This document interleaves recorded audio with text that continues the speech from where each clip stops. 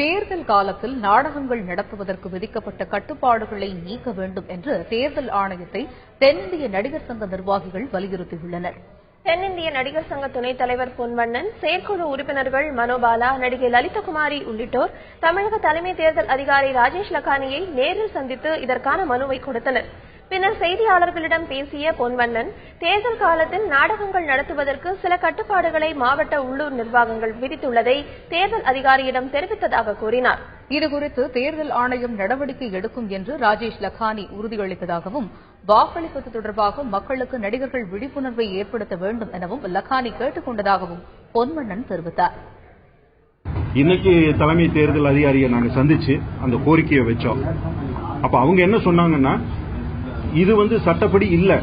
ஒருவேளை அதுபோல் ஏதாவது சம்பவங்கள் உள்ளூர் நிர்வாகத்தால் செய்யப்பட்டிருந்தால் நான் அதை அறிவுறுத்தி இந்த தேர்தல் களத்தில் அது மாதிரி இல்லாம முறைப்படி அவர்கள் சுதந்திரமாக செயல்படுவதற்கு நான் என்ன வழிமுறை செய்ய முடியுமோ செய்யறேன்னு உத்தரவாதம் தந்திருக்காங்க.